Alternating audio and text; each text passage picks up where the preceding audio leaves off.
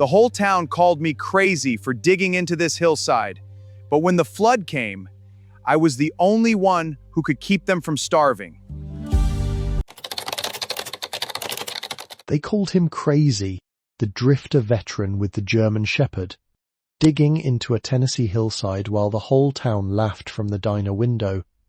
Jax Harlan served 15 years for this country. His wife took the house. The VA lost his file. He came to Hartwell Hollow with a busted truck and a dog named Smokey who once carried a soldier out of a burning Humvee. He hauled stones into that hill all summer. The locals snickered. None of them knew the rain was coming. When the flood tore the valley apart and ruined every crop above the ground, only one place in the county still held food. Before we continue, tell us in the comments where you're watching from today.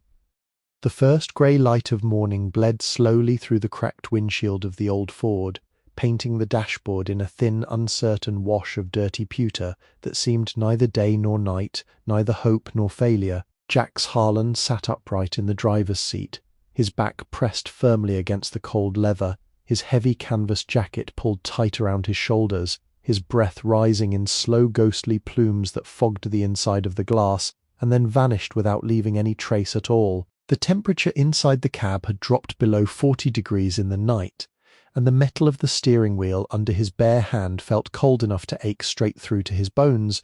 Smokey lay across the passenger seat with her noble head resting on his thigh, her amber eyes already open and watchful, her thick double coat warm against him, in the only place his body still permitted warmth without flinching. Her ears tracked something far up the gravel road, some sound below the threshold of a man's hearing, and her breathing stayed slow and measured the way a soldier breathes when she is reading the air for trouble that has not yet shown itself. She did not move. She did not need to. Her presence was a weight that anchored him to the morning, kept him in his body, kept him here. He had not slept. Not really, not deeply, and certainly not for more than fragments at a time. The thunder had rolled through the hollow somewhere around 2 a.m, a long, low rumble that had crawled across the ridges and settled in his chest, like a memory he could never quite outrun. And after that there had been no chance of sleep.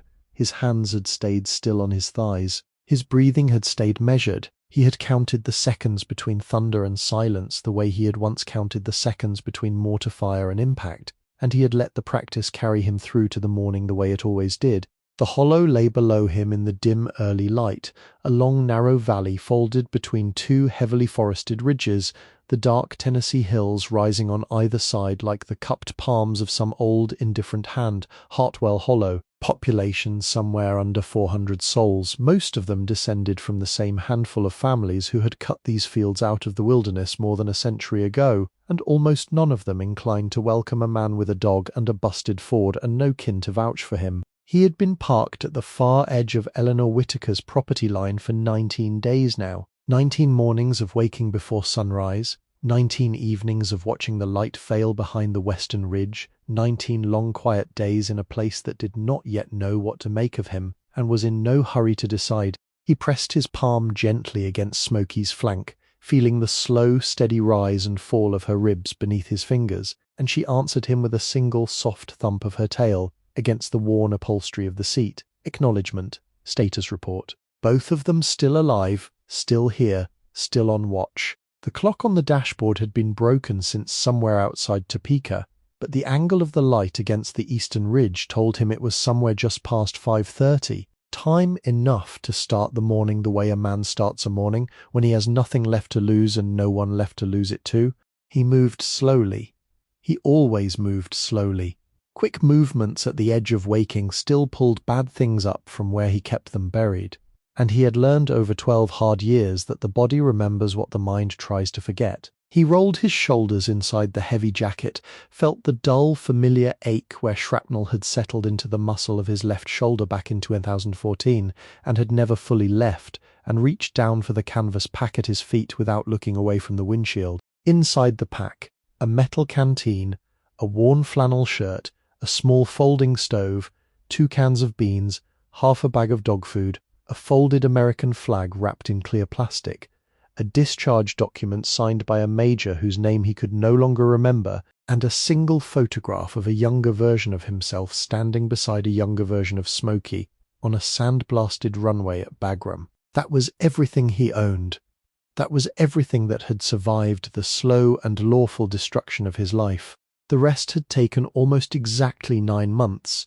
The house in Bozeman that he and Renee had bought together in 2017, the savings account that had been his hazard pay and his combat pay, and the long, slow accumulation of 15 years of giving his body to a country that no longer recognized it. The truck he had driven before this one. The framed shadow box of his medals that had hung over the mantel, and the wedding ring he had worn through 3 deployments because he could not bring himself to take it off, even when the orders had said he had to. All of it gone, not stolen. Stolen would have been clean.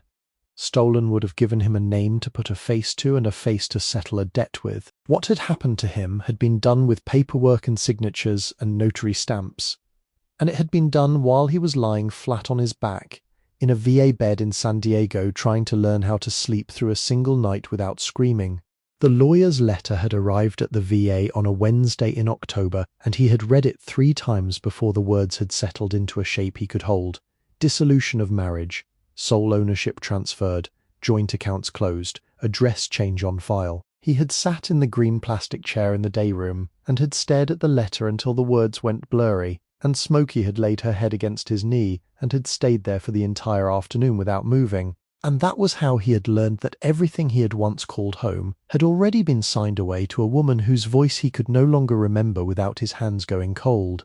He had not spoken to Renee since. He did not intend to. There was nothing to say that the paperwork had not already said for both of them, and there was nothing left to take that she had not already taken. A man cannot be robbed of what he no longer possesses. A man can only be reminded that he had been a fool to think any of it was ever truly his. He pushed the cab door open with his shoulder.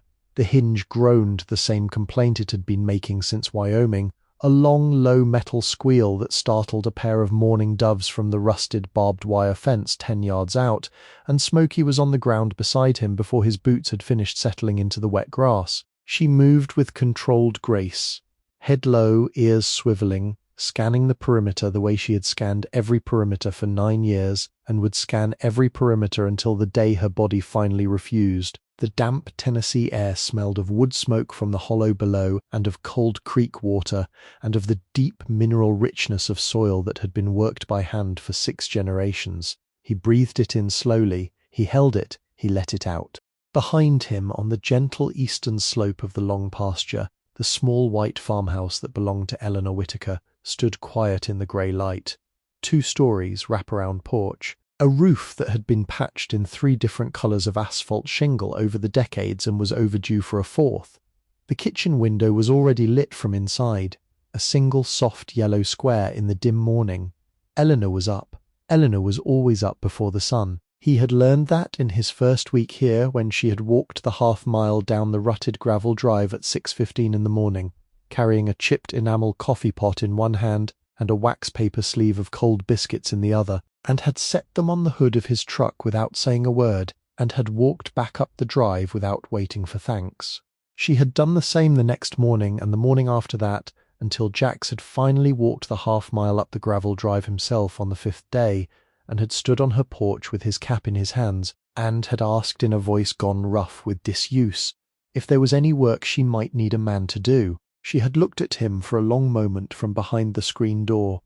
She had looked down at Smokey standing at attention beside his left boot. And then she had said, in a voice as even and unhurried as creek water, that there was always work to be done on a place like this, and that she had a fence line that needed mending up by the back orchard if he was willing. That had been 19 days ago. Since then he had patched the back fence, replaced the rotted boards on the chicken coop, hauled 3 cords of split oak down from the upper wood lot, and rebuilt the failing stone wall that ran along the low side of the kitchen garden. She paid him in cash from a tin box she kept inside the bread box on the counter, $20 at the end of each day, and she fed him 1 full meal at noon and another at sundown if he stayed long enough. And she had never once asked him where he was from, or where he was going, or what had happened to leave him sleeping in a truck at the edge of her field. She had asked him only one thing, on the first afternoon, while he was working the post-hole digger into the hard summer clay. His name. His full name. He had told her. She had nodded once. She had gone back inside the house. And she had not asked him another personal question since. Jax walked the slow line along the eastern fence with Smokey at his heel, the wet grass soaking through the worn leather of his combat boots, and watched the kitchen light glow in the grey morning. There was a kind of dignity in Eleanor Whittaker that he had not seen in a long time, the kind a man recognizes without needing to name. She did not pity him. She did not try to fix him. She let him exist the way the hills let the weather exist, without comment, without judgment, without expectation. It was the closest thing to peace he had found in 9 months on the road. The hollow began to wake around him in the gradual way a place wakes when it has not yet been touched by a single engine or a single voice. A barred owl called once from the deep timber up the ridge. A flock of crows lifted black and silent from the cornfield down by the creek, somewhere on the next hill over. A rooster broke the quiet with a single hoarse cry, and then the whole valley seemed to settle back into its long-held breath. He had served in deserts so dry the air itself had cracked his lips, and he had served in jungles so thick a man could lose his squad inside 10 yards, but he had never served in a place that breathed the way these Tennessee hills breathed. There was something old about them, something patient, something that did not care whether a man was broken or whole. Smokey stopped suddenly at the edge of the lower pasture, her body going rigid, her ears pivoting hard to the south. Jack stopped with her. He always stopped with her. 9 years of mission work had taught him that her body knew things his never would, and the cost of ignoring her was a cost he was not willing to pay again. He stood still in the wet grass and watched her, and after a long moment she lowered her head and her ears relaxed, and she gave a single short huff that meant nothing more than weather coming.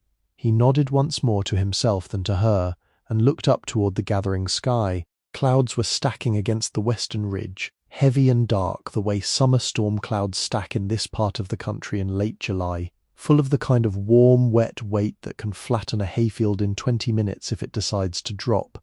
He had been watching those clouds for 3 days now. He had been watching them and thinking the kind of slow, patient thinking a soldier does when he is reading terrain. Up on the long western face of Eleanor's pasture, where the slope began to rise into the timber, there was something he had noticed in his first week on the property. He had been hauling stones for the kitchen garden wall when he had seen it, half hidden in honeysuckle and the broken brown stalks of last year's pokeweed, a long deliberate cut into the side of the hill framed by what had once been hand-laid stone, the stones now tumbled and overgrown, but still set with the kind of precision that no weather alone could have produced. A man had cut that opening into the hill a long time ago, and then a man, perhaps the same man, had let it grow back over and disappear. Jax had not mentioned it to Eleanor. Not yet. He was a guest on her land, and a guest does not ask questions about the bones a place keeps buried. But he had walked up the slope in the long blue evening of the second week, with Smokey padding silently behind him, and he had stood at the lip of that overgrown cut, and had looked at the stones the way a man looks at the lines of a face he half remembers. The stones had been laid by someone who had known what he was doing, someone who had cut and fitted them with the patient discipline of a man who had once dug fighting positions in country where a poorly cut wall could collapse on the men sleeping inside it. Jax had crouched there in the long shadows of evening, and had run his hand over the moss-covered face of the largest stone, and he had felt something settle in his chest that he had not felt in 9 months. A soldier had built that wall. Whoever had built it had been gone a long time now. The vines were thick, the stones had shifted. Whatever room or chamber had once been cut into the hill behind those stones had long since collapsed in on itself, or been deliberately filled in, he could not yet tell which. But the work was a soldier's work. He knew it the way he knew the sound of his own breathing. He had stood up slowly and had walked back down the slope through the wet grass in the failing light, and he had said nothing to Eleanor that night at supper, and he had not said anything about it in the 17 mornings since, but he had thought about it. He had thought about it more than he had thought about anything else in 9 months on the road. The thunder rolled again in the distance, soft, far off, somewhere on the other side of the western ridge. Smokey's ears flicked once. Jax's hands closed and opened slowly at his sides. The way a man opens and closes his hands to remind his body that it is here, in this field on this morning, and not somewhere it used to be a long time ago. The trick was not to fight the sound. The trick was to let it pass through him the way the wind passes through the pines, without grabbing hold of anything, without leaving its hooks in his chest. He breathed in the wet July morning. He breathed it out. Smokey pressed lightly against the side of his calf, a small deliberate weight that grounded him to the place where his body was. He looked up the long pasture toward the cut in the hill that he had not stopped thinking about 3 weeks. The clouds were stacking, and he was beginning to understand what those stones had been built to hold. The kitchen of the white farmhouse smelled of fried onions and black pepper and the deep, slow simmer of cured ham hock in a pot of pinto beans, and the warmth of the cast-iron stove had pushed the chill of the morning back against the windows in long pale streaks of condensation. Jack stood just inside the screen door with his cap in his hands and his combat boots on the worn rag rug that Eleanor had laid down for him in his first week, and he waited the way a man waits at the threshold of a house that does not yet belong to him in any way at all. "You are going to sit down at this table tonight, Mr. Harlan." Eleanor's voice was quiet and unhurried, the same way it always was, the way wind moves through a screened porch in late evening, without insistence and without apology. "You have been sleeping in that truck for 19 days, and I have not once seen you take a hot supper inside a house. You will sit. Smokey may lie under the bench. The biscuits are about to come out of the oven." He had been ready to say no. He had been ready to thank her and walk back down the gravel drive and eat the cold canned beans on the tailgate of his truck the way he had every other night. Because a man with nothing left does not put himself in the kind of debt that a hot meal at a kitchen table creates. But she had spoken to him with the same quiet finality with which she spoke to her chickens and her weather and her arthritic old red-bone hound asleep on the front porch, and a man learns when to argue with a force of nature and when to simply step inside and take off his cap. He stepped inside. He took off his cap. He sat at the long pine table that had been built. He could tell from the joinery, a long time before he had been born. Smokey settled herself silently at his left boot, her amber eyes tracking Eleanor as she moved between the stove and the counter, and her body resting in that watchful posture that meant she was on duty even at rest. The supper was plain food and good food. Pinto beans cooked down soft with the bone of a smoked ham, a wedge of yellow cornbread the size of a man's open hand, 2 thick slices of garden tomato that still smelled of the warmth of the afternoon vine, and a tin cup of strong black coffee that she set in front of him without asking whether he took anything in it. He had not taken anything in his coffee for 16 years. She had read him correctly the first time, as she seemed to read most things correctly the first time, and he ate slowly and carefully and with the gratitude a man feels when he has not eaten at a real table since the last time his life had still made sense. Eleanor sat across from him at the head of the table with her own plate and her own cup, and for a long while she did not speak. The kitchen filled with the small domestic sounds of a meal being eaten, the tick of the wood stove cooling, the slow drip of the kitchen faucet that had needed a new washer for the better part of a year, the deep, steady breathing of Smokey under the bench. Outside the window above the sink, the sky was bruising into a deeper purple, and the first few fireflies were beginning to lift themselves out of the long grass at the edge of the kitchen garden. When Eleanor finally spoke again, she did not look up from her plate. "My husband cut his initials into the underside of this table the day he finished building it, right there." She lifted her chin toward the corner nearest Jax's right elbow without raising her eyes. D.W. 1979. He was 34 years old. He had been home from the war 11 years by then, and he still did not sleep through the whole night. Not on most nights. He built this table to give his hands something to do between 2 and 4 in the morning, when his head would not let him go back to sleep. Jax did not move. He did not look down toward the corner of the table where the initials were carved. He did not need to. He understood exactly what she was telling him and exactly how she was telling it, and he understood that she had not said one word of any of it for a very long time before this evening. Daniel passed in the spring of 2003. Her voice did not shake. Her voice did not need to shake. Aneurysm in his sleep. The doctor told me he never woke up, and I have chosen to believe the doctor for 22 years, because some things a woman is allowed to choose to believe. She lifted her cup and took a single slow sip of her coffee. He was a combat engineer in country 2 tours, 11 months and 20 days the first time, and another 8 months the second.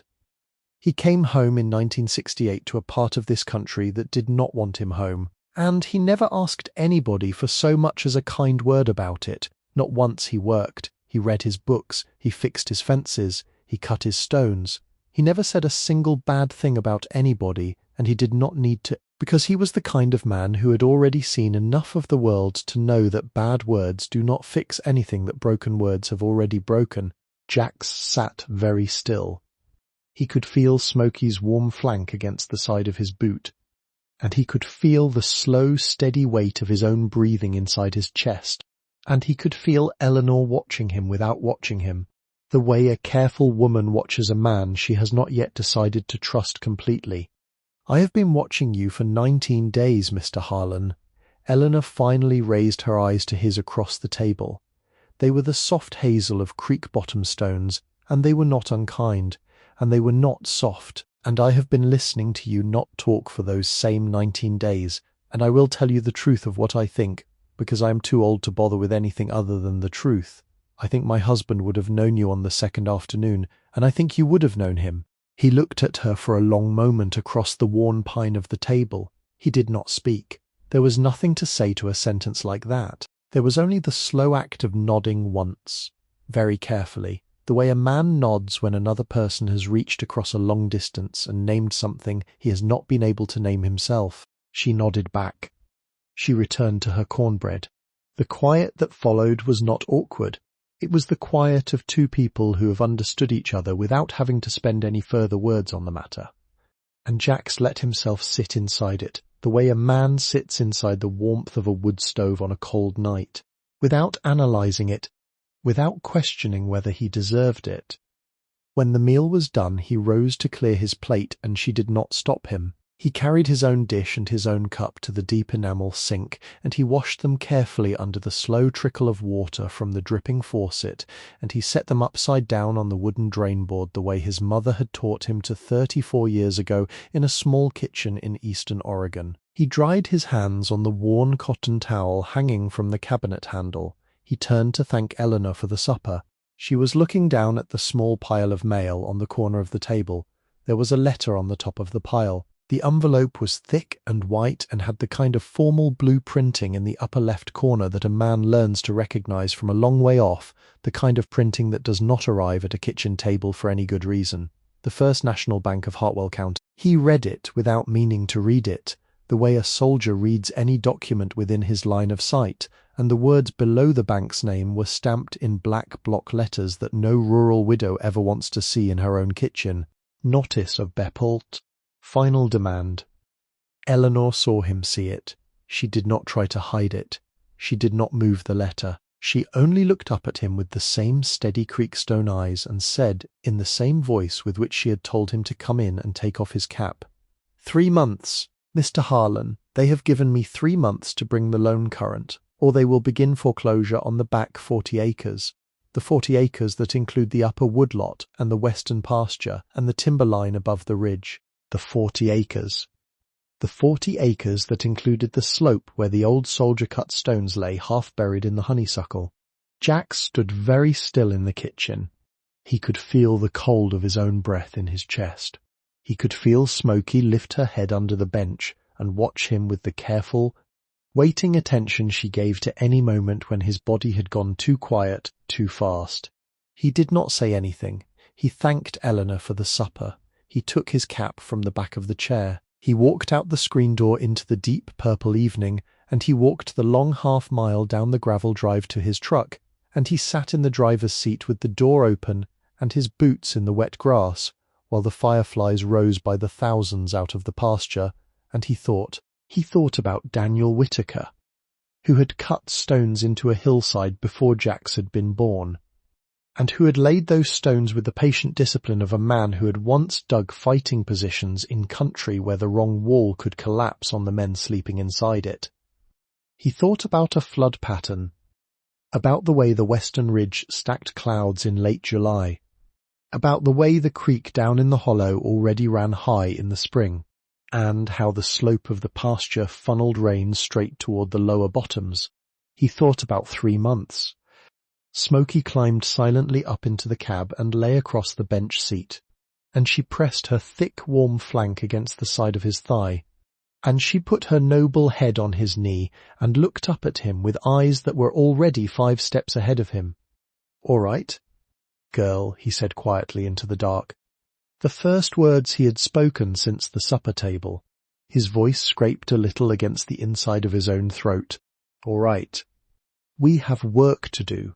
He got out of the truck, he walked back down to the bed, and he lifted out his canvas pack, and he checked the contents of it for the first time in 19 days, the way he had once checked his rucksack the night before a mission. Canteen, folding stove, flashlight with 2 good batteries and 1 weak one. The small folding shovel he had carried home from his last deployment. He set the shovel on the tailgate. He looked at it for a long time in the silver light of the rising moon. In the morning he was going to walk into Briggs Hardware on the south end of Hartwell Hollow, and he was going to spend almost everything he had left on the right tools for the work that was waiting up on the slope. And by the next sundown the entire town was going to know that the drifter veteran with the German Shepherd was digging into the side of Eleanor Whitaker's hill. Briggs Hardware sat on the south end of Hartwell Hollow's 2-block downtown, between the shuttered movie theatre that had been closed since before the second Bush administration and the squat brick post office where the flag had not been raised in 3 days because Marlene Briggs, who was Carl Briggs's first cousin once removed, had been laid up with her sciatica, and there was no one else in the building tall enough to reach the rope. Jax pulled the old Ford up to the curb at 7:54 in the morning, 6 minutes before Briggs Hardware opened its doors, and he sat in the driver's seat with both hands resting easy on the worn rubber of the steering wheel and watched the town through the cracked windshield. He had counted 7 sets of eyes already, the waitress at the diner across the street, drying a coffee mug in the front window, 2 old men on the bench outside the post office with their work-stained ball caps pulled low over their eyes, the teenage boy unloading bread crates at the side door of Patterson's grocery, the woman in the silver Buick at the 4-way stop, the man in the dark green pickup parked 3 spaces down, who had not turned his engine off and who had not yet looked away, and the 2 men inside the wide front window of Briggs Hardware itself, the ones leaning over the long oak counter with their second cup of coffee in their hands, watching him the way men watch a stray dog that has wandered out of the woods and has not yet committed to being friendly. Smokey lay across the bench seat with her head turned toward the window of the hardware store, her amber eyes tracking the 2 men inside without blinking, her body still and ready in the way a working dog stays ready when she has made an early read on the room and does not like what she has read. Jax laid his hand briefly across the warm thickness of her shoulder. She glanced up at him for half a second. She returned her attention to the window. "Stay," he said quietly. "Watch the truck." She blinked once, slowly, in agreement. She did not move from the seat.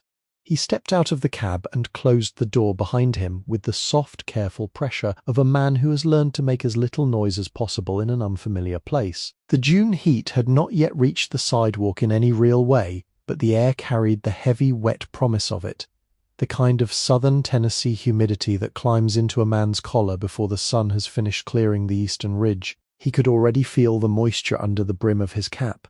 He let it settle. He walked the 8 steps to the front door of the hardware store with the same measured pace he would have walked any line of approach, neither hurried nor reluctant, and he opened the door and stepped inside. The bell above the door rang once with a thin tin sound. The 2 men at the counter did not turn around. They knew exactly who had come in. They had been watching him through the window for the last 6 minutes, and the small theatrical effort of pretending not to notice him now was exactly the kind of small theatrical effort Jax had expected. The store smelled of sawn cedar and machine oil, and the deep dry mineral scent of bagged cement piled against the back wall. The wooden floor creaked under his boots. The fluorescent tubes overhead hummed with the low electric drone he had heard in 100 truck stops and 100 VA waiting rooms, a sound that always pressed lightly at the edges of his attention, but that he had long ago trained his body to absorb without flinching. The man behind the counter was thick across the shoulders and thicker around the middle, with a steel grey mustache neatly trimmed across his upper lip, and a brass nameplate that read C. Briggs pinned to the breast pocket of a blue Oxford shirt. He was somewhere on the late side of 60. His hands were soft, the hands of a man who had spent his working life selling tools to other men who used them. He set his coffee mug down on the counter with deliberate care, and finally turned his head, and he looked at Jax across the long oak counter, the way a man looks at an inconvenience he has not yet decided whether to bother removing. Help you with something. It was not a question. It was not quite an invitation. It was the kind of statement a small-town businessman puts out into the room when he has already calculated who is about to spend money and who is not. "Stone hammer," Jack said. His voice was low and even. £2 head. Wood handle. Plus a £4 mason's maul if you have one. Pry bar. 30-inch. Chisel set. Masonry grade. 5-gallon bucket. And 2 £50 bags of hydraulic cement. There was a small silence at the counter. The other man, who was leaner and greyer and who had not yet turned around, slowly lowered his coffee cup and turned his whole body to look at Jax. He had the bony face and the deep-set eyes of a man who had once been physical for a living and was no longer. His ball cap, read Hartwell Volunteer Fire, faded to almost no colour at all from years of outdoor sun. "Hydraulic cement," the lean one repeated. He looked at Carl Briggs. He looked back at Jax. "What you fixin' to set with hydraulic cement, friend?" "Stones," Jax said. "What kind of stones?" "The kind that need setting," Jax said. With the same even neutral courtesy he had used the first time, the kind of courtesy a soldier learns to carry into a hostile checkpoint without giving the checkpoint guard any reason to make the encounter worse. Carl Briggs's moustache moved very slightly at one corner. It was not a smile. It was the small, involuntary twitch of a man who has just decided that the morning has handed him a gift he was not expecting. He laid his palms flat on the counter. He leaned forward slightly across the oak. "You would be the gentleman that has been parking up on Eleanor Whitaker's pasture line," he said. "The one with the dog." "That would be me. Heard about you," said the lean one. He was leaning back against the side of the counter now, openly studying him. "The whole hollow has heard about you. Eleanor does not generally take in strangers, and she does not generally take in strangers for 19 days. Neither." Jax did not answer that. He did not need to. The information that had just been offered was not a question. It was a statement of how completely his presence had been tracked by a town that had not once spoken to him directly. "Tools cost money," Carl Briggs said. He named a figure. The figure was higher than the same tools would have cost at a tractor supply 40 miles up the highway, and the figure was higher than they would have cost at the Ace Hardware in the next county over, and Jax knew it and Carl Briggs knew that he knew it. The figure was the price of admission to whatever this conversation was actually about. Jax laid the bills out on the counter slowly, one at a time, and counted them down to the dollar. The lean one watched the cash settle on the counter. He whistled once, low and theatrical. "Hydraulic cement," he said again. "To nobody in particular. Up there on Eleanor's Hill. Now, what in the world would a man need hydraulic cement for? Up there on Eleanor's Hill. That is between the man and the hill," Jack said. It was the longest sentence he had spoken since he had walked through the door, and it landed in the small hardware store with a weight neither of the men at the counter had been prepared for. Carl Briggs's moustache moved again, more visibly this time. His soft hands flattened a little harder against the oak. "Free country friend," he said. He did not mean it kindly. He meant it the way a man means a sentence when he is establishing the boundary of how much patience he plans to extend. "Eleanor lets a man dig holes on her own land. That is Eleanor's lookout, long as you do not disturb the public peace doing it." He paused. He let his eyes travel down to Jax's faded olive jacket, the frayed cuffs, the worn boots, the canvas pack on his shoulder. "You served, son?" "Yes, sir." "Where?" "Where they sent me." Carl Briggs studied him for another long beat. Something behind his eyes shifted. Not warmth. Not respect. Something thinner. A recalibration. A man who had not served measuring a man who had, and pricing the difference at exactly nothing. "Well," he said, "we thank you for that. Doors of this establishment are open to you the same as they are open to any paying customer. Appreciate it." The lean one snorted softly into his coffee cup. He did not bother to hide it. He set his cup down on the counter and walked around to where Jax was standing, and he made a small deliberate show of looking out the wide front window at the old Ford parked at the curb, and at the German Shepherd watching him through the windshield with an alertness that no man with any sense at all would have wanted to provoke. "That is a fine-looking animal," he said. "She bite." "Only when she is supposed to." The lean one looked at him for a long second. He looked back at the dog. He decided, with the slow caution of a man who has correctly read a situation, that he did not want to find out where the line was. "You take care up there on that hill, friend," he said. He stepped back to the counter. He picked up his coffee. The matter, for the moment, was closed. Jax loaded the bags of cement into the bed of the truck himself. Neither man offered to help.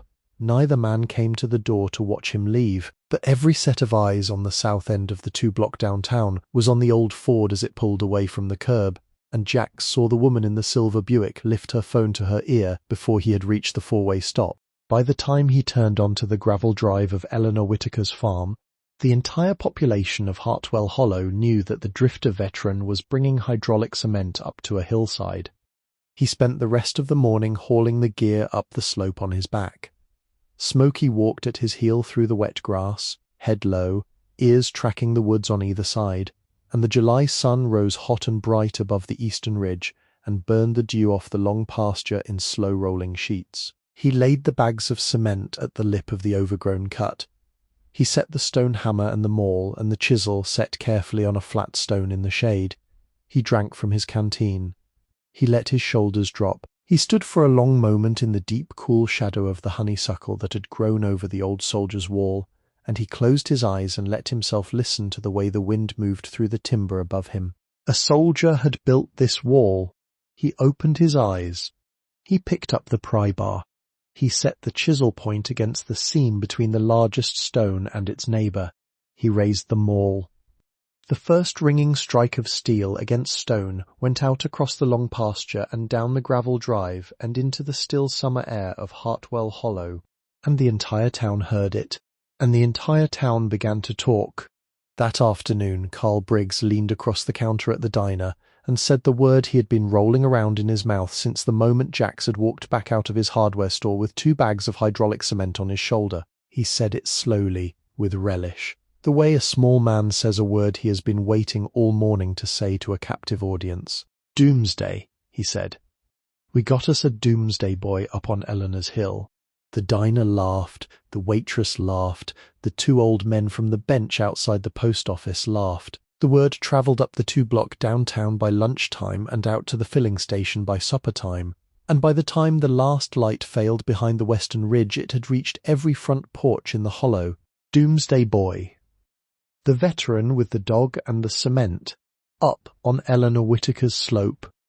Jax did not hear a single word of any of it. He was a half-mile up the gravel drive, on his knees in the long shadows of the honeysuckle, working a chisel into the seam between 2 stones that had not been touched by another man's hand in 22 years. Smokey lay 3 feet away watching him work, her tail thumping once against the cool earth in the slow, steady rhythm she always kept while he worked.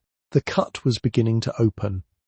The first heat dome of the season settled over Hartwell County on the 2nd Tuesday of July, and the air in the hollow turned thick and metallic and yellow, the kind of summer southern air that does not move and does not forgive and does not lift even at 3 in the morning. The thermometer mounted to the porch post of Eleanor's farmhouse climbed past 98 by 10 in the morning and past 103 by 3 in the afternoon, and the long pasture between the gravel drive and the timberline shimmered and warped in the heat the way a road shimmers and warps over a man's last mile in country.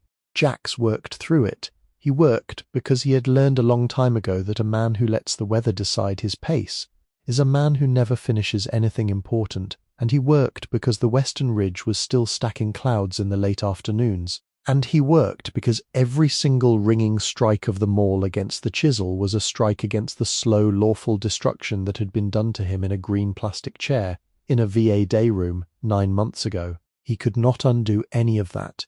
He could only swing the maul.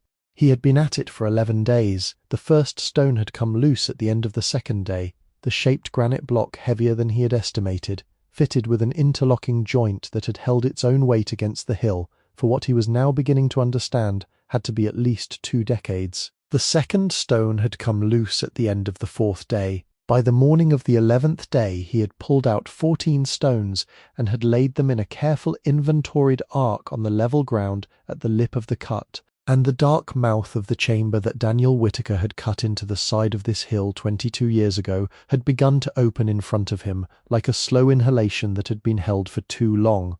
The chamber was bigger than he had expected, bigger than he had let himself expect. The first 6 feet of the cut were collapsed and backfilled with sediment that had washed in over the decades.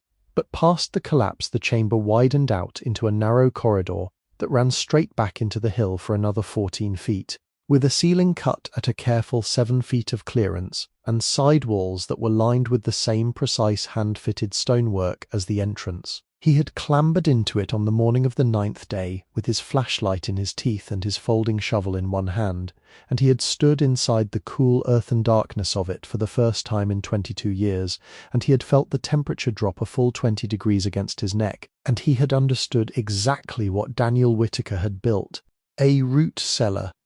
The kind of root cellar a man builds when he has read his land for 30 seasons and has decided, against all the soft and easy disagreements of his neighbours, that the land is going to need something the house cannot offer: cool, dry, above the water table, cut deep enough into the hill that the temperature would hold steady at 54 degrees through the worst of summer and 48 degrees through the hardest of winter. A chamber to hold the harvest of the entire valley if the entire valley ever needed holding. And it was going to need holding. He could feel that the way he could feel the slow tightening of the air when the western ridge stacked clouds. The way he could feel it in the deep, wet, rich smell of the soil at the bottom of the chamber, a smell that already carried the faint mineral edge of water that wanted to come. He worked. He hauled out the sediment 1 bucket at a time. He repointed the failing joints with the hydraulic cement. He cut new venting through the back wall of the chamber with the chisel and the maul, slow patient hours of swinging steel against stone, the ringing of it carrying out across the long pasture and down the gravel drive into the hollow. The town went on talking. The first sign of it was the way the old men on the bench outside the post office had stopped tipping their caps to him when he drove past. Then the way the waitress at the diner had begun looking through him without seeing him when he came in for a cup of coffee. Then the way the woman at the filling station had taken his cash without meeting his eyes, had laid the change on the counter rather than putting it into his open hand. The hollow had decided, the hollow had named him, and the hollow was going to keep its decision until something forced it to think otherwise. He did not let any of it touch him. He paid for his gas. He thanked the woman who would not look at him. He walked back out to the truck where Smokey waited on the bench seat. It was the propane tank that finally caught him. It was the morning of the 14th day. He had pulled the truck up to the pumps at the Hartwell Hollow filling station for his usual 5 gallons of gas, and his usual gallon jug of fresh drinking water for the work site. The boy at the register was new, no more than 17, with a faint dust of stubble on his upper lip, and a Cumberland County High School football jersey hanging loose off his thin shoulders. He had not yet been taught the Hollow's verdict on Jax Harlan, and he gave Jax a small awkward nod when he came in to pay, the way a polite teenage boy in a small southern town nods at every adult man who walks through a door. Jax nodded back. He paid. He walked back out to the pumps. He set the nozzle in the tank and started the gas flowing. Behind the side wall of the filling station 10 yards out, the propane delivery truck had backed up to the building's 2,000-gallon storage tank and was beginning the long, slow process of refilling it. The driver was a heavy man in a pair of stained khaki coveralls, and he had the hose connected and the valve cracked open, and he was checking the gauges on the side of the tank with the bored, unhurried attention of a man who had done this same job 4 times a week for 30 years. The relief valve on the storage tank vented. It was a small venting, 3 seconds of it, maybe 4. The kind of small overpressure release that a propane tank in summer heat performs as a routine matter. A brief, sharp hiss of gas escaping under controlled conditions. A sound that a man who had grown up around propane farms or rural construction work would have heard 1,000 times and never thought twice about. But Jax had not grown up around propane farms. The sound went into him at a frequency his body had been trained to read as an entirely different sound. The hiss was the same hiss. The pressure was the same pressure. The pitch was the exact pitch of a fueling depot at Kandahar Airfield in the summer of 2014. 6 minutes before the vehicle-borne improvised explosive device had come through the front gate and changed the lives of every man inside the perimeter of the depot for the rest of their lives. His body responded before his mind responded. His mind had no choice in the matter at all. The handle of the gas pump was still in his right hand, and he felt the muscles of his forearm lock down on it the way a soldier locks down on a rifle stock when the first round goes out. His left hand came up automatically toward a sidearm that had not been on his belt for 14 months. His knees bent slightly, his weight dropped into his hips. His eyes scanned the perimeter of the gas station in a slow sweep that did not register the gas station at all, that registered only the open angles of attack, the cover available, the rough distances to hard cover, the locations of the civilians inside the structure. The boy at the register was no longer the boy at the register. The boy at the register was a contractor at the depot, a man named Kessler, 24 years old, who had been 3 feet to Jax's left when the truck had come through the gate, and who had not been 3 feet to Jax's left after that, not ever again. Jax could not breathe. There is a particular quality to the not breathing that comes with this kind of episode that nothing else in a man's life ever quite prepares him for. It is not a panic attack. It is not a memory. It is the body's complete and absolute belief, every muscle and every neuron and every reflex, that the present moment is the past moment. It is happening, not happening again, happening now. And every action he has ever taken in this kind of moment in country must be taken again right now in order for him to live through the next 60 seconds of his life. The boy at the register looked up through the front window. The boy at the register saw a stranger standing perfectly still beside a gas pump with both hands locked in positions that made no civilian sense. And the boy at the register called out something through the open door, some boyish concerned question. And Jax heard the boy's voice but could not pass the boy's words because the boy's voice was being layered underneath the voice of his platoon sergeant shouting, "Cover, cover, cover," across an open piece of asphalt 7,000 miles and 12 years away. Smokey was already out of the truck. He had not seen her come out. The driver's side window had been rolled down for the heat, and she had cleared it cleanly, and she had landed without sound on the cracked asphalt of the gas station lot.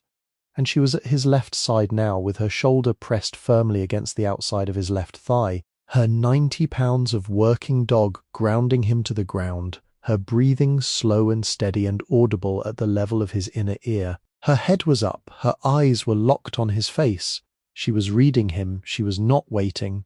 She placed her front paw, deliberately and with full controlled weight, on the toe of his left combat boot.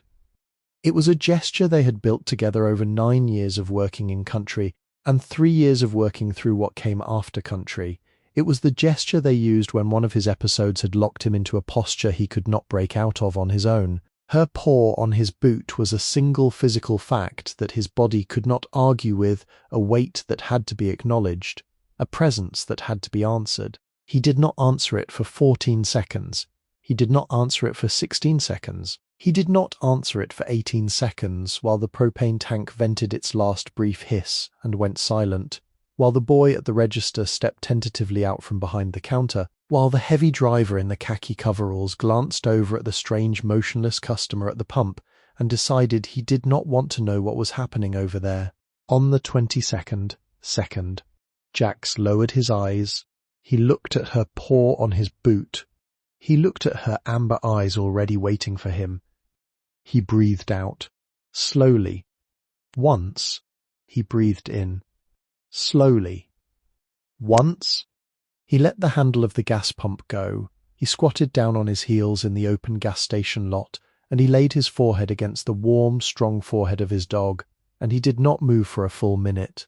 Smokey did not move either. She held the contact. She was the contact. She was the only thing in the entire state of Tennessee that knew exactly what he had just been through and exactly how to bring him back from it. And she did her job the way she had always done her job, with the precision of a soldier who had been trained to read her partner's body the way other soldiers were trained to read a map. When he finally stood up, the boy at the register was watching him from the doorway, with a face that did not know what it had just seen, but knew it had seen something. Jax met the boy's eyes. He nodded once. He picked up the gas pump handle. He topped off the tank. He capped it. He walked Smokey around to the passenger side and opened the door for her, and she climbed up onto the bench seat with the dignified self-possession of a working dog who had just successfully completed a mission, and he closed the door behind her. He drove the 7 miles back to Eleanor Whitaker's gravel drive at exactly the posted speed limit. He did not turn on the radio, he did not roll up the windows. He let the hot July wind move through the cab and across his face, and he let his breathing settle, one slow count at a time. And he watched the way Smokey watched the road ahead of them with the steady attention of an animal who had decided that the rest of the day was going to be all right because she had decided it would. When he pulled the truck up to the lip of the long pasture below the cellar site, he saw what had been done while he was in town. The driver's side door of the truck, across the dented olive paint, in thick yellow spray paint, the letters perhaps 8 inches tall, applied by a hand that had not been particularly steady but had been particularly enthusiastic. Bunker Boy. He sat in the cab and looked at it for a long time. Smokey looked at it too. She did not growl. She did not need to. She understood the particular American crime that had just been committed against her partner, and she filed it into the slow, steady inventory of human stupidity that she had been keeping for the entire 11 years of her working life. The carved word was still wet. It had been done within the last hour. Whoever had done it had walked off Eleanor's land less than 60 minutes ago, and Eleanor had not been in the house when they had done it, because Eleanor's truck was not in the gravel drive. Jax sat in the cab with his hands resting easy on the steering wheel. He breathed, he counted, he let the slow heat of the afternoon move through the cab and across his face. He thought for the first time in 11 days about leaving, about starting the engine again and turning the truck around and driving back out the gravel drive and onto the county highway and away from Hartwell Hollow and never coming back. About the small, clean, simple act of disappearing into the next set of hills and the next set of people who did not know him, and letting the cellar finish itself or not finish itself, letting Eleanor Whitaker keep her 40 acres or lose them, letting the western ridge stack its clouds and drop them on a town that did not deserve any further attention from him at all. He thought about it for 90 full seconds.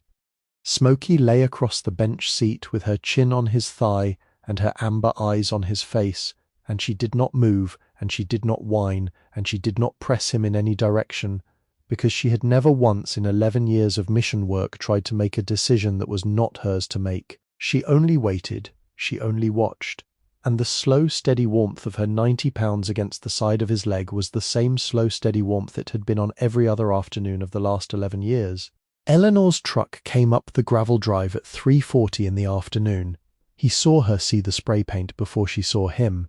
She got out of her own truck slowly. She walked across the gravel drive in her work boots and her faded blue cotton dress and her wide straw garden hat, and she stood beside the driver's side door of his Ford, and she looked at the yellow letters for a long, quiet moment.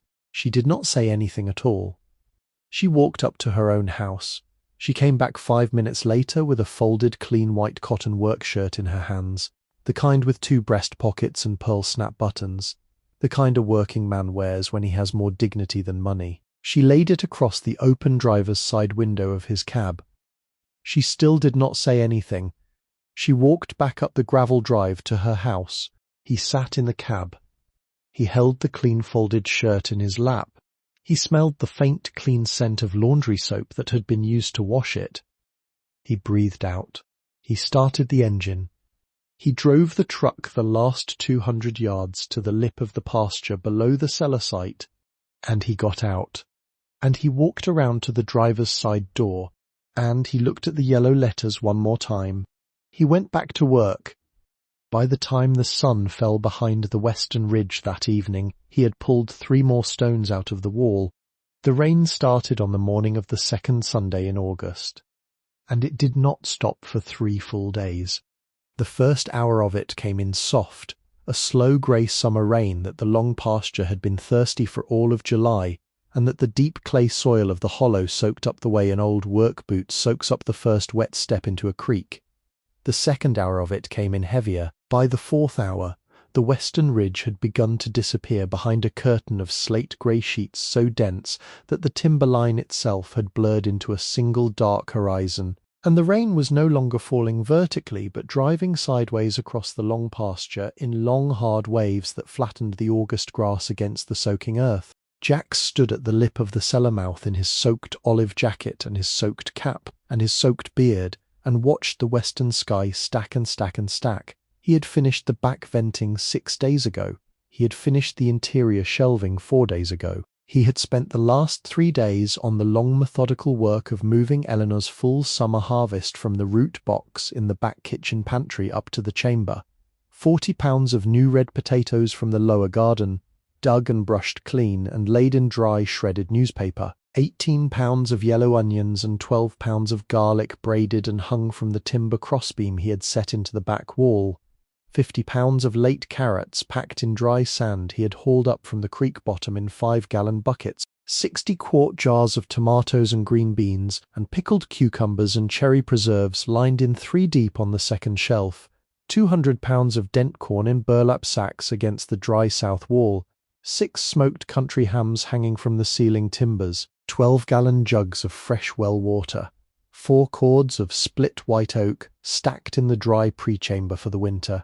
Eleanor had watched him do every bit of it without a single comment about the scale of what he had been preparing for. She had not asked him why he had been laying in supplies for 60 people instead of for 2. She had not asked him why he had gone 6 full days without sleeping more than 90 minutes at a stretch. Why his hands had taken on the slight steady tremor of a man who is running on caffeine and willpower, and the slow inflexible certainty of a soldier who has read his terrain and has decided that the terrain is going to deliver. She had only walked the half-mile down the gravel drive twice a day with a thermos of black coffee and a sack of warm biscuits, and she had set them on the flat stone he kept by the cellar mouth, and she had walked back up to the house without waiting to be thanked. By the morning of the second day of the rain, she had stopped walking down at all. The gravel drive had washed out. The lower 100 yards of it had become a long ankle-deep stream of red Tennessee runoff, and Eleanor's old red-bone hound had retreated to the wraparound porch and refused to come down off it for any amount of biscuit, and Eleanor herself had stood at the kitchen window in her work dress and her wide straw hat, and had watched the long pasture below her house slowly disappear under the weight of what the western ridge was finally dropping. Jax slept in the cellar that night. He did not have a choice. The Ford was parked 70 yards down the slope, and the slope itself was a slow-moving mudslide, and he and Smokey climbed back up to the chamber at dusk with their canvas pack and their canteen and their last clean towel, and they laid the wool blanket Eleanor had given him across the dry packed earth of the back corner of the chamber, and they slept the deep cold sleep of 2 soldiers who had taken their objective and were now waiting to see what the morning would bring them.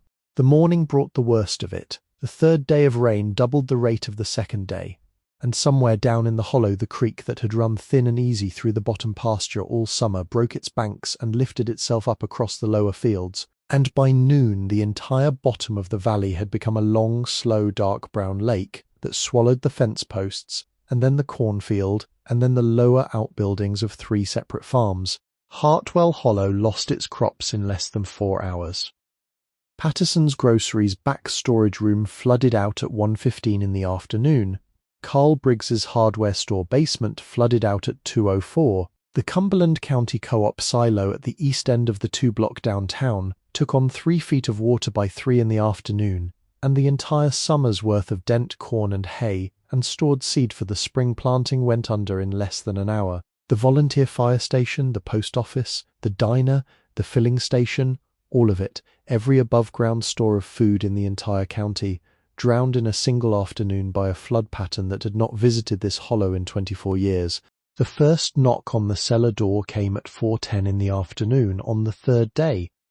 Jax heard the boots in the wet grass before the knock. He had been sitting with his back against the dry south wall of the chamber, with Smoky stretched along his thigh and her chin on his knee, and he had been working a small whetstone slowly against the blade of his folding knife in the soft yellow light of his battery lantern, and Smoky had lifted her head a full 8 seconds before he had heard the boots himself. Her ears had pivoted toward the cellar entrance. Her body had risen into the controlled forward posture of a working dog who is reading visitors. She had not growled. She had only watched the doorway. Jax stood up. He set the knife aside. He walked the 14 feet of corridor to the wood door he had hung in the entrance the previous Friday, and he opened it. Eleanor was standing in the rain with 2 soaked townspeople behind her. The first was a tall, thin man in his early 60s, in a soaked feed store cap and a barn jacket that had been black before it had been wet. The second was a woman with 2 small children clinging to either side of her hip, the smaller child no more than 3, her wet hair plastered against her forehead, her thin arms wrapped around the woman's neck. The man's eyes were red-rimmed. The woman was crying without making any sound at all. "This is Bill Tolliver and his sister Marie," Eleanor said. Her own voice was steady, the same steady voice it had always been. "The lower 40 of his place is under 6 feet of water. Marie's husband has been laid up since the truck accident in May. They have got nothing dry left to feed those babies through the next week, much less through the winter." Jax looked at the man. He looked at the woman. He looked at the smaller child, the one who was 3, the one whose face was pressed into the woman's neck. He stepped aside from the doorway. "Come in out of the rain," he said. They came in slowly with the careful, disbelieving movement of people who had walked a long, muddy half-mile up a flooded gravel drive without being entirely sure what they would find at the end of it, and who were now seeing it. The yellow lantern light of the chamber spread out across the long-stocked shelves, the braids of garlic and onion, the burlap sacks of corn against the dry south wall, the smoked hams hanging from the ceiling timbers, the orderly inventoried abundance of an entire summer's quiet, patient work. Marie Tolliver stopped 3 steps inside the chamber. She put her hand over her mouth. She made a single soft sound that was not quite a word. Bill Tolliver took off his soaked cap. He held it in both hands. He did not look at Jax. He could not look at Jax. He looked at the floor of the chamber, at his own muddy boots, at the orderly inventoried abundance, and then at the floor again. "I know what I called you," he said. His voice was very quiet. "Down at the diner. 3 weeks back." Jax did not answer that. He did not need to. The man's apology had already been made, and the man's apology had not been requested, and the man's apology was not the point of the moment they were inside of. The point of the moment was the 3-year-old child who needed a dry biscuit and a warm cup of broth before the next hour of her life happened. "Eleanor," Jax said quietly, "there are wool blankets in the pre-chamber. The right-hand stack." Eleanor was already moving for them. The second knock came 20 minutes later. 5 townspeople this time, led by an older couple Jax had never seen before, with 3 of their grown grandchildren behind them, all of them soaked, all of them carrying empty feed sacks, all of them unable to meet his eyes. The third knock came at 5:15, 8 more.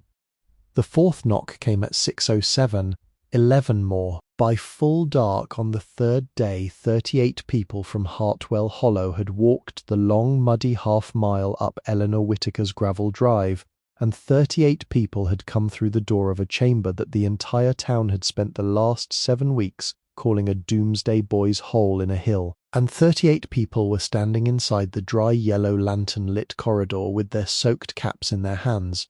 And 38 people were seeing exactly what had been built up there, and exactly what it had been built for. Carl Briggs was the last one through the door. He came alone. He came in his soaked blue Oxford shirt and his soaked corduroy work pants and his soaked wingtip boots. The boots he had been wearing in the hardware store 7 weeks ago when he had named Jax across his oak counter, and he stood 3 steps inside the chamber in the soft yellow lantern light, and he looked at the orderly inventoried abundance, and his mouth moved slightly without making any sound, and his soft hands hung at his sides without finding anywhere to settle, and he did not say a single word for almost a full minute. The chamber had gone very quiet. The 37 people who had come in before him were all standing at the back end of the corridor where Eleanor had been distributing wool blankets and warm cups of broth from the small camp stove, and every one of them had turned to watch Carl Briggs see what he was now seeing, and every one of them had stopped moving at exactly the same moment. Jax did not move toward him. Jax did not greet him. Jax stood at the open door of the chamber with his hand resting easy on the worn wood of the doorframe, and he watched Carl Briggs with the same neutral, patient attention with which he had watched him across the oak counter of Briggs Hardware 7 weeks ago. "My basement," Carl Briggs finally said. His voice was very small inside the chamber. 6 feet of water. Everything I had down there. Every case of canned goods I had been buying up since the spring. "Yes, sir. My grandbabies are at my daughter's place over to Burnt Ridge. Highway is washed out between here and there.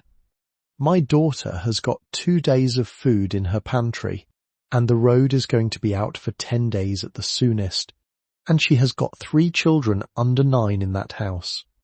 "Yes, sir." Carl Briggs's soft hands finally settled.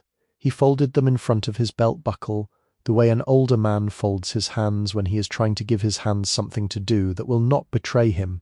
He did not look at Jax. He could not look at Jax. He looked at the orderly inventoried abundance one more time, and then he looked at the floor of the chamber, and he stayed looking at the floor. "My wife," Carl Briggs said. "My wife told me 3 weeks back I ought to come up here and apologize to you. She told me I had made a fool of myself in the diner and that you had not deserved it. I did not come up here to apologize. I'm up here now because I have got nothing left to feed my own grandbabies." He paused. He did not lift his eyes. "I'm asking you." "Sir?" Jax did not answer that for a long moment. Smokey was standing at his left side with her shoulder pressed lightly against the outside of his thigh, and her amber eyes were on Carl Briggs, and her body had not moved. She was reading him the way she had read everyone who had come through the door for the last 3 hours, and her assessment of Carl Briggs was the same assessment Jax had already privately reached for himself. "There is enough," Jax said. "There is enough for every house in this hollow if we ration it right and we move careful through the winter. Eleanor will help me work out the shares. There will not be any one family eating better than any other family, and there will not be any one family eating worse." Carl Briggs's mouth moved. He did not say anything. "Go back down to your wife." "Mr. Briggs," Jax said, "tell her husband did the harder thing. Tell her I will have a sack of root vegetables and a quarter ham at your back door by tomorrow noon." Carl Briggs nodded once. He still did not look up. He turned around and he walked back out into the rain. And he walked back down the long muddy gravel drive. And he was crying by the time he reached the bottom, although nobody up at the cellar saw it and nobody up at the cellar was meant to see it. It was 9:40 in the evening when Smokey moved. She had been lying along the dry south wall of the chamber for the last hour, her chin on her front paws, her amber eyes half closed in the slow watchful rest of a working dog who had logged in every visitor and was holding the perimeter against any further movement. The chamber was full now, 38 people, all of them wrapped in wool blankets, children asleep on the laps of mothers, old men sitting cross-legged against the back wall with their hands wrapped around tin cups of coffee, the slow, steady warmth of 40 bodies inside a stone chamber that had been built for exactly this purpose by a man who had been dead for 22 years. Smokey's head came up. She did not bark. She did not growl.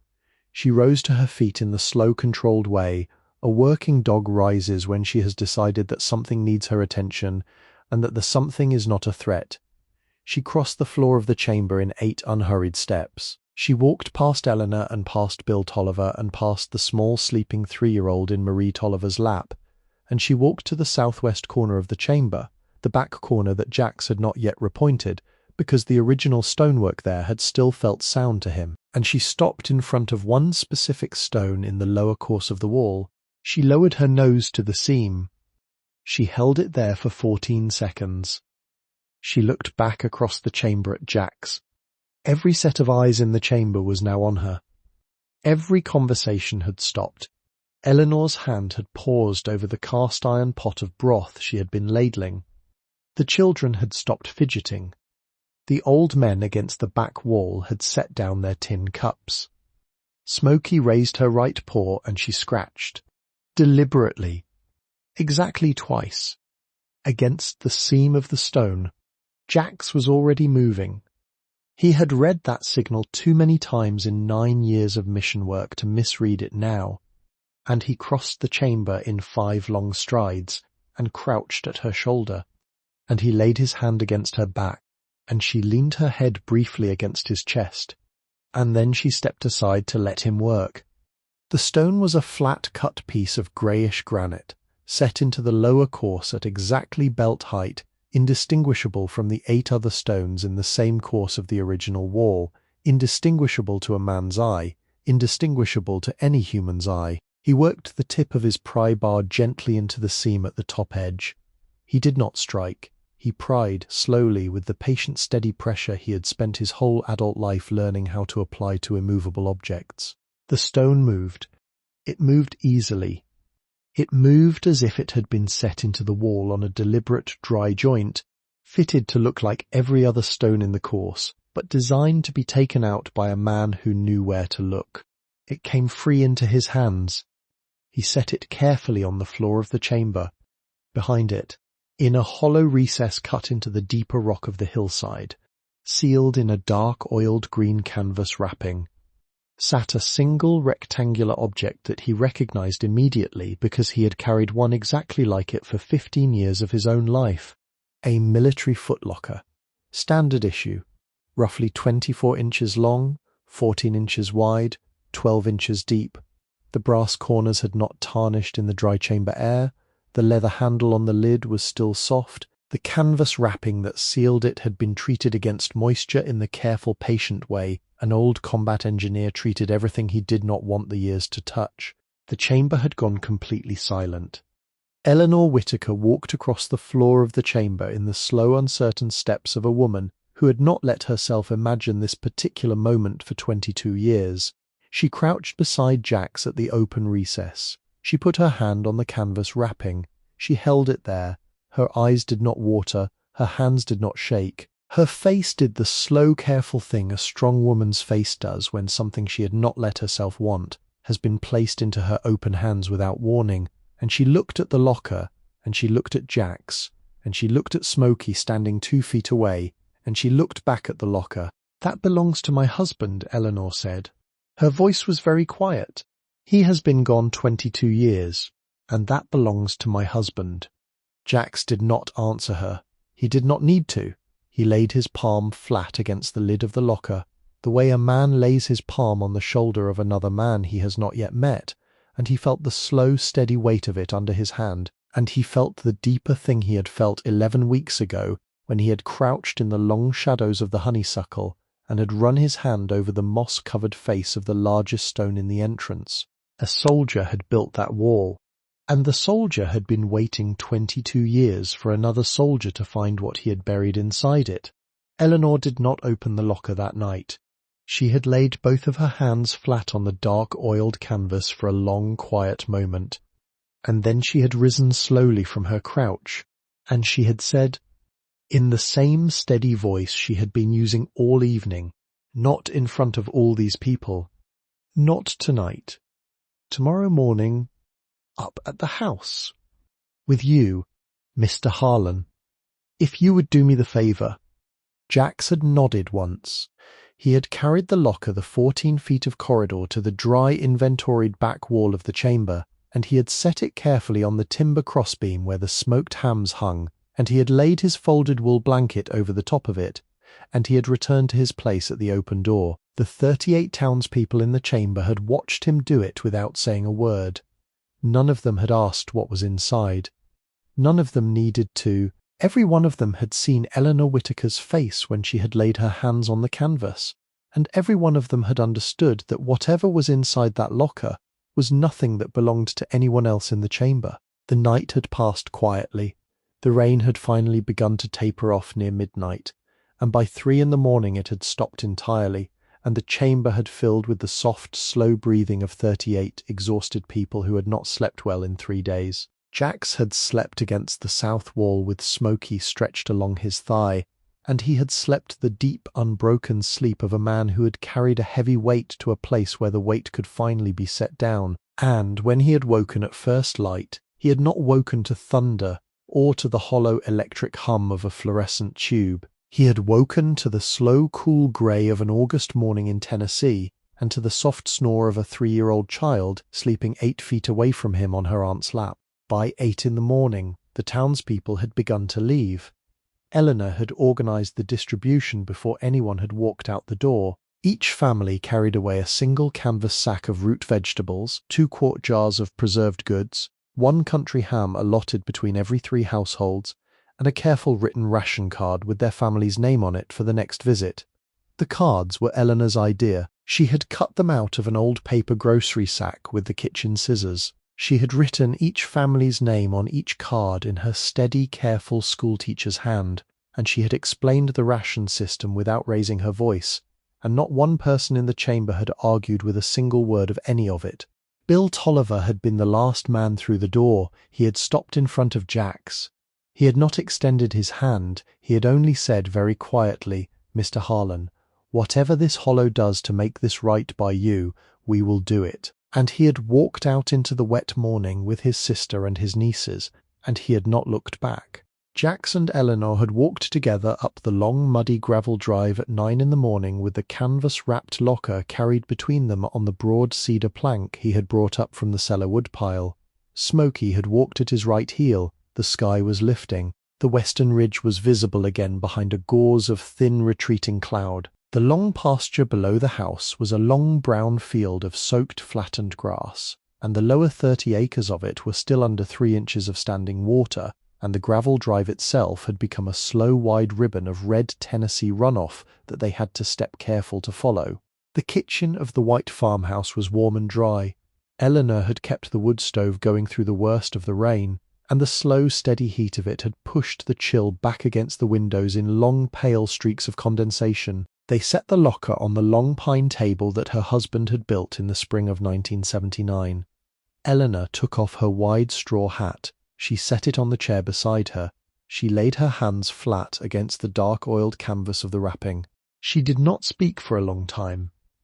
"Daniel was 47 when he went," she said at last. "I was 44. I have been a widow for longer than I was a wife. People do not always know that about me, but it has been the truest thing in my life for 22 years now." "Yes, ma'am. He was a private man. He was a quiet man. I knew him better than any other living soul ever did, and I will tell you that there were still parts of him I never saw. He came home from country in 1968 in a way that he did not come all the way home from. Some men do not. You would know that better than most. Yes, ma'am. He read his land. He read his weather. He spent the last 7 years of his life building things on this farm that nobody else in this hollow could understand the use of, and he died before he ever got the chance to explain a single one of them to me. The cellar up on the western slope was the biggest of those things. He worked on it for 4 summers. The town laughed at him for every one of those 4 summers. He never raised his voice about it once. He never explained himself to a single neighbour. He told me only this: "Eleanor, this hollow will need this hole one day, and I will not be here when it does." She lifted her hands off the canvas. She unwrapped it with slow, careful precision. The way a woman unwraps a thing she has been waiting 22 years to touch but has not let herself think about for any of those years. The lid of the footlocker was olive drab. The brass corner caps were uncorroded. The combination dial on the front read 09-12-67. The same date Jax could see stamped in faded white block letters along the top edge of the lid, the date of Daniel Whittaker's first day in country. Eleanor's hands did not shake. She turned the dial. The lock clicked open on the first try. She lifted the lid. The interior of the locker was dry. The interior of the locker was untouched. The interior of the locker held the small ordered inventory of a man who had laid out his most important belongings in the careful, patient way a combat engineer lays out a charge. A pair of military-issue dog tags on a faded green chain, a small leather-bound field notebook, the color of a strong man's tobacco hand, 3 black and white photographs in a paper sleeve, a folded American flag, the size of a flag that has been draped over a casket, a faded green canvas field cap with the insignia of the 588th Combat Engineer Battalion stitched above the brim, a sealed white envelope addressed in a careful blockish hand. The envelope read, in faded but legible blue ink, "To whoever opens this locker, please read." Eleanor lifted the envelope. She held it. She did not open it. "You read it, Mr. Harlan." "Ma'am, that letter is for you. It is not for me. He left it for whoever opened that locker. He did not leave it for whoever was still alive to open it. He knew I would not have been the one to find it. He told me as much the year before he passed. He said, 'Eleanor, you will not be the one to find it. I will not be here to tell you when. Someone else will be the one to find it, and when they do, you will know.'" She held the envelope out across the table. "You are the one who found it, Mr. Harlan. You read it." He took it. He did not open it for a long moment. He looked at her across the long pine table. He looked at Smokey, sitting at attention by his left boot. He looked at the green canvas field cap of the 588th Combat Engineer Battalion, and at the dog tags, and at the small leather field notebook. He opened the envelope. He unfolded the letter inside it. The paper was a single sheet of yellow legal pad, soft and dry, the writing in the same careful blockish hand as the front of the envelope. He read it once silently. He laid it on the pine table. He read it again, this time aloud, slowly, in a voice he kept as steady as he was able. "To whoever opens this locker. My name is Daniel Earl Whitaker. I served with the 588th Combat Engineer Battalion in the Republic of Vietnam from September of 1967 to August of 1968. I came home from that war to a country that was not glad to have me back, and I came home to a hollow that did not know what to do with me, and I came home to a wife who has been the only living soul who has ever made any sense of any of it. My wife is Eleanor Maddox Whitaker. If she is alive when you find this locker, please know that she was the truest thing in my life and the truest thing in this hollow, and please give her every kindness she will allow you to give. If she is no longer alive, please know that you are reading this because of work she protected for me long after I was gone." He paused. He read on. "If you have opened this letter, you have found this cellar. If you have found this cellar, then the rain has come the way I always knew it would come. I read the lay of this land for 27 years before I cut the first stone of that chamber. I read the way the western ridge stacks the cloud. I read the way the creek bottom has flooded in 1827, in 1893, in 1941, and in 1976. I read the records at the courthouse. I read the old-timers' almanacs. I read the way the trees grow on the lower 40. The land tells a man what is coming if he is willing to give it the years it asks for. This hollow will flood again. It will flood worse than any of those years. I do not know when. I will not be here to see it, but it is coming. And the chamber I have built in the western slope is the only place in this entire county that will hold a winter of food when it does." He paused again. The kitchen of the white farmhouse was completely silent. Eleanor sat across the table with her hands folded in her lap and her face doing the slow, careful thing a strong woman's face does when she is hearing the voice of her own husband speak to her across 22 years of silence. "To whoever has found this cellar, I do not know who you will be. I do not know what brought you to this slope. I have had a small private hope for many years now that you will be a man who recognized the work of the wall, that you will be a man who knew. The first time he ran his hand over the largest stone that another soldier had cut it. I built this chamber the way I built the foxholes I cut for my men in country, and I do not believe that any man without that training would know how to read the joinery. If you are a soldier, then I want you to know this. You and I served different wars. We served them in different decades. We served them in different countries. But we served the same country, and we came home to the same country. And we both know what it is to be a soldier who has come home to a place that does not know where to put him. I'm asking you, soldier to soldier, to do what I cannot. Open the chamber, feed the hollow. Do not let them go hungry on account of any pride about what they once said about you. Or, about me, we have both been called names by men who never carried a pack. The names do not matter. The hollow matters. The hollow has been my home for 67 years, and it will be my wife's home until the day she follows me. And I'm asking you to take care of it. Sincerely, Daniel Earl Whitaker. Staff Sergeant, United States Army, 588th Combat Engineer Battalion, February the 3rd, 2003, 1 month before I passed. He laid the letter down on the pine table. The kitchen was completely silent for a long time. Eleanor's hands stayed folded in her lap. Her eyes stayed on the letter. She did not cry. Her face did not move. She sat there in the slow grey morning light from the east window, and she breathed in and out the way a woman breathes when she has finally been given the thing she did not let herself ask for. He knew, she said. Her voice was very quiet. It was not a question. He knew it would be a soldier who found it. Yes, ma'am. He knew it would be one of his own.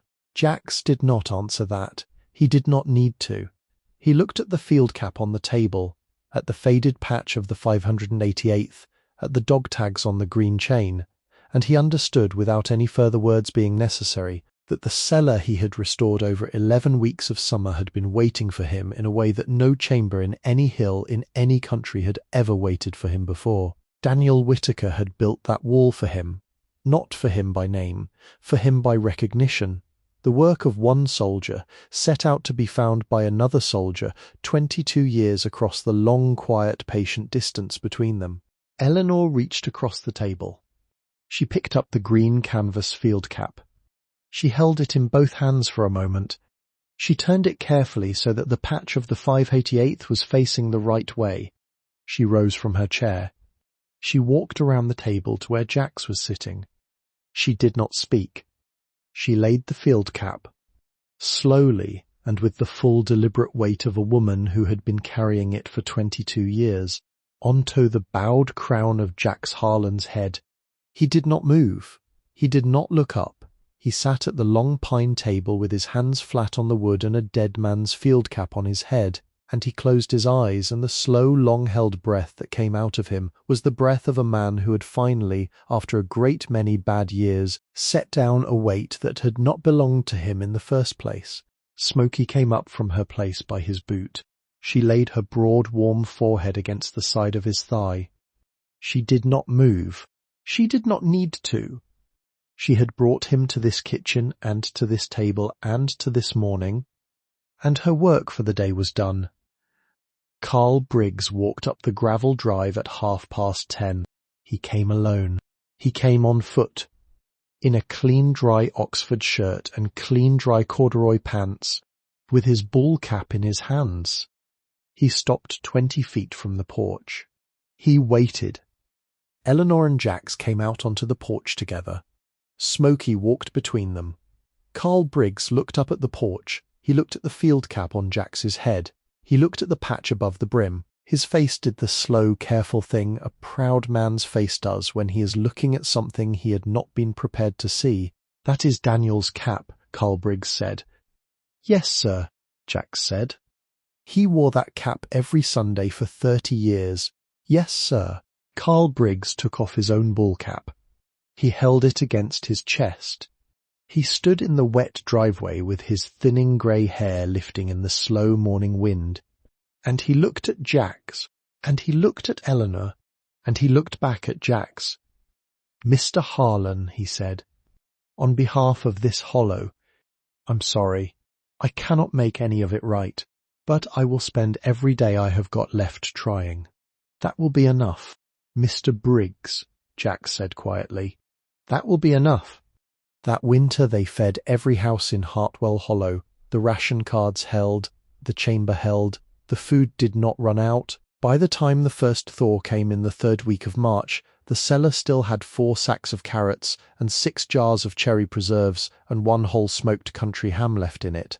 And Eleanor said the surplus ought to go to the food bank up at Cumberland County, and Jax drove the surplus up himself in the old Ford, and the boy at the loading dock at the food bank, who turned out to be the same teenage boy who had worked the register at the Hartwell Hollow filling station on the 14th day of July, took off his ball cap and shook Jax's hand without saying a word. The first true thaw came on the 21st day of March. The long pasture below Eleanor's farmhouse was pale green at the lower edges. The creek had finally settled back inside its banks. The western ridge was the soft grey of early spring timber. Jack stood on the slope above the cellar mouth in his clean white work shirt with the pearl snap buttons, and he turned the cool damp earth slowly with the long-handled hoe Daniel Whitaker had hung on the back of the barn 23 years ago. In the breast pocket of the shirt, against his chest, he carried the small paper envelope of seeds that Eleanor had pressed into his hand at breakfast. Heritage tomatoes, Daniel's seeds, saved every fall for 30 years before he passed, saved every year by Eleanor for the 22 years since. Never planted by anyone in all that time until this morning. Smoky lay at the lip of the slope above him. Her amber eyes were on the long pasture and the soft grey ridge and the slow, steady work of his hands in the cool, damp earth. She did not move. She did not need to. The mission, for now, was holding. He bent down. He laid the first seed gently into the turned soil. He covered it with the heel of his hand. Eleanor was on the porch. He could feel her watching. She did not call out. She did not need to. He laid the second seed in. Some men come home from a war they cannot leave. Some men come home to a country that has forgotten what it asked of them. And sometimes, when those men keep walking long enough, they walk into a hollow that has been waiting 22 years for one of their own to find it. If this story moved you, share it with someone who needs to hear it today.